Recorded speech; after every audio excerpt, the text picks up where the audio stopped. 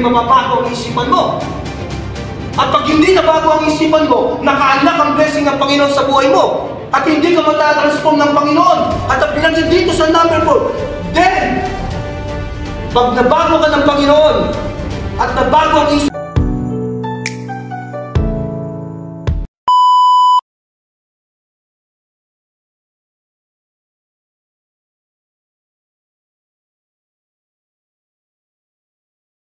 at hindi rin mababago ang isipan mo. At pag hindi nabago ang isipan mo, naka-unlock ang blessing ng Panginoon sa buhay mo. At hindi ka matatransform ng Panginoon. At ang pinagin dito sa number 4, then, pag nabago ka ng Panginoon, at nabago ang isip mo, then, you will learn to know God's will for you, which is good and pleasing and perfect. Makita mo yung yung baitang-baitang, una yung katawan mo, tapos huwag kang umayon sa mundo, pagkatapos hayaan mong baguhin ka ng Diyos.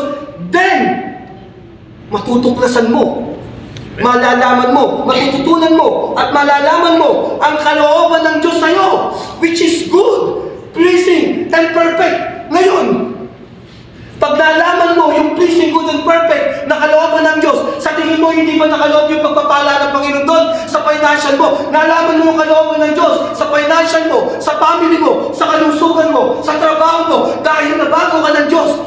At ang Diyos ang kumikilos sa buhay mo. Sa tingin mo hindi ba maa-unlock ang blessing ng Panginoon sa buhay mo ng bawat isa sa atin? Amen. Kaya kailangan malaman mo yung kalooban ng Diyos dahil sa lahat ng aspeto ng buhay mo, yung good, pleasing, and perfect, nakapaloob doon yung pagpapala po ng Panginoon kapag ikaw ay nabago ng Diyos.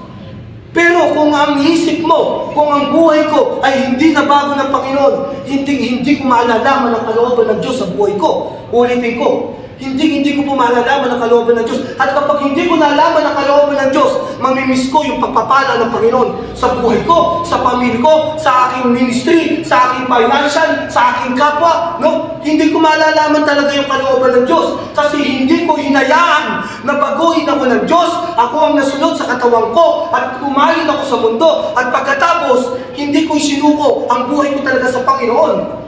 So walang pagbabago ng isip na magaganap. At kapag walang nagbagong na pag-iisip, hindi ko malalaman at hindi mo malalaman ang kalooban ng Diyos, which is good, pleasing, and perfect. Binanggit yung perfect.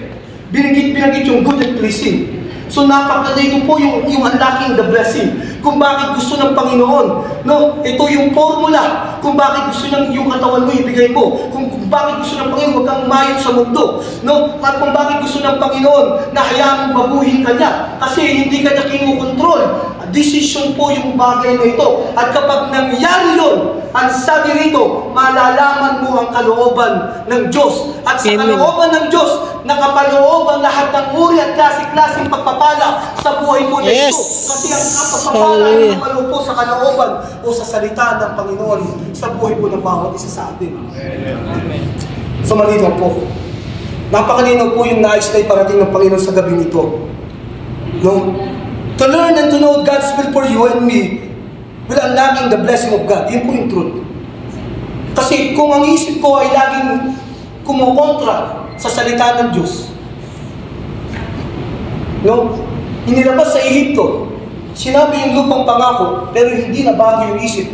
Physically free, but mentally, spiritually, bondage yung mga Israelita. Hindi na bago yung kanilang isip, nakita nila yung signs and wonders and miracle, hindi nila hinayaang baguhin sila ng Diyos, sinabi ng Diyos yung lupang pangako, at pagkatapos lahat sila ay namatay sa ilang. At walang nabago, hindi na nakuha yung pagpapalang lupang pangako na inilaan ng Diyos. Bakit? Kasi hindi nabago ang kanilang isipan. Hindi po nabago ang kanilang isipan.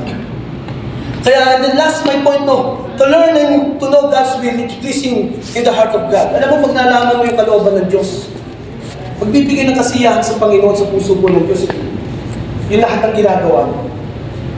Na yung paraan ng pamumuhay mo ay ayon po sa kalooban ng Panginoon. At mapapasaya mo ang puso po ng Diyos dahil nalaman mo ang kalooban niya. At tulad ng sinabi ko po, ito po ang kalooban ng Panginoon talaga.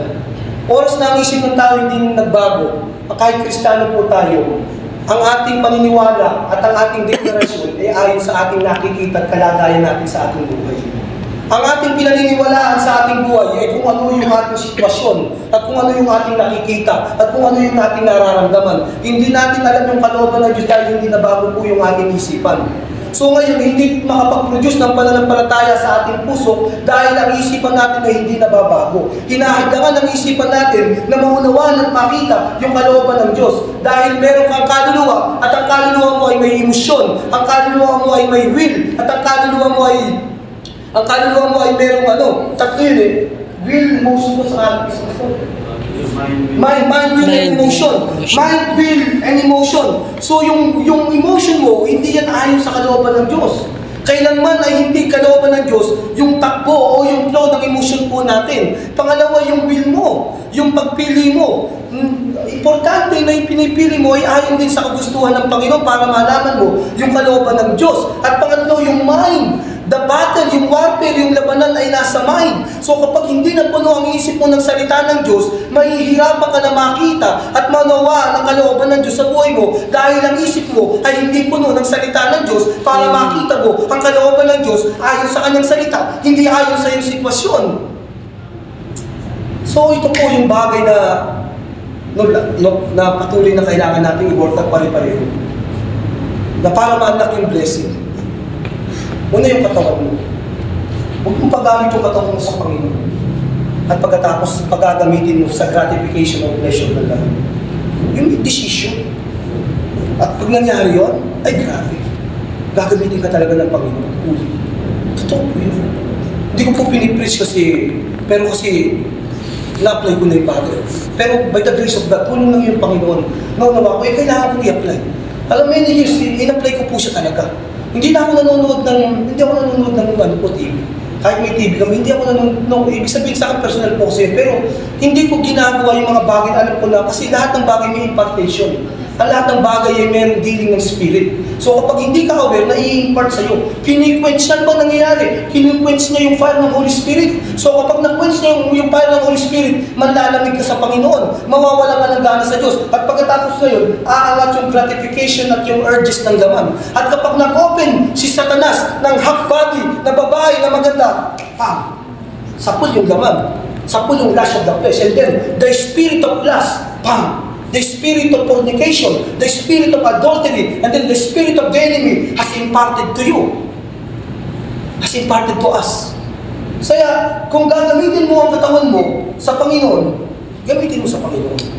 I'm not saying na bawal naman gawin yung mga bagay nito.